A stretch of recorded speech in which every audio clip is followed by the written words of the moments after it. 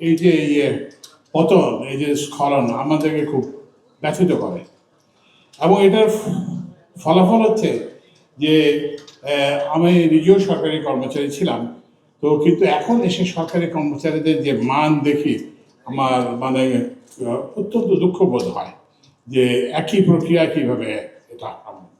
যাই হোক, আমি বক্তব্য দীর্ঘ করতে চাই না। তো যেটা বলতে চাই, আমি পাবলিক সার্ভিস কমিশনকে অভিনন্দিত করতে চাই যে সবাই বলে যে এই অন্তর্বর্তী সরকার এসে তো কোনো কিছুই তো পরিবর্তন হলো না। আসলে পরিবর্তনগুলো অনেকে দেখছেন না, যেগুলো খুব মৌলিক পরিবর্তন। আমরা তো গত কত বছর ধরে শুনেই আসছি যে পরীক্ষা, পাবলিক সার্ভিসের পরীক্ষা মানেই তো প্রশ্নপত্র ফাঁস হবে, তো সেটা তো এখন আর হচ্ছে না। তারপরে পরীক্ষার যে সময় মতো যে মূল্যায়ন হচ্ছে, যে ফলাফল হচ্ছে, এগুলো তো কেউ দেখছে না। শুধু যে পাবলিক সার্ভিস কমিশন, সরকারের সর্বত্রই এগুলো করছে। এই যে হজ, যে প্রত্যেকবার একটা কেলেঙ্কারি হয়, এবার তো কোনো কেলেঙ্কারি হয়নি। এবং হজের পরে হজে যারা গেছেন তাদেরকে টাকা ফেরত দেওয়া যাচ্ছে যে আপনার এত টাকা আমরা জমা দিয়েছিলাম, কিন্তু এই টাকা আমাদের ফেরত দেবেন। তারপরে আমি যদি নিজের ইয়েতে আসি, সেটা হচ্ছে যে রমজানের সময় লোডশেডিং একটা মানে অনিবার্য জিনিস ছিল, তা তো হচ্ছে না। তো ওই জন্য আসলে পরিবর্তন হচ্ছে।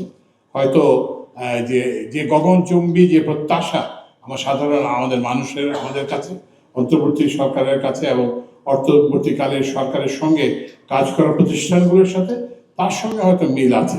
কিন্তু আপনারা নিশ্চিত থাকেন যে আমরা অনেকেই অনেকগুলো যে জিনিস পরিবর্তন করেছি, আইনের পরিবর্তন করেছি। আমাদের সৌদি আসিফ নজরুল আইন উপদেষ্টা আছেন, উনি বলবেন আমরা কিন্তু যথেষ্ট পরিবর্তন করেছি। এই যে একটা 10 মাস কিংবা 18 মাস সময়, একটা কিন্তু মৌলিক পরিবর্তনের জন্য যথেষ্ট সময় না।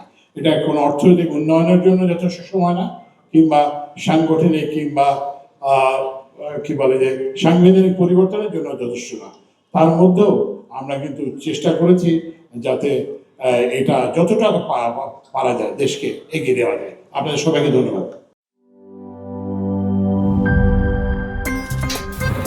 আমার একটা স্মার্ট সিদ্ধান্তে 25% গ্যাসের খরচ কমেছে। ভাবছেন কিভাবে?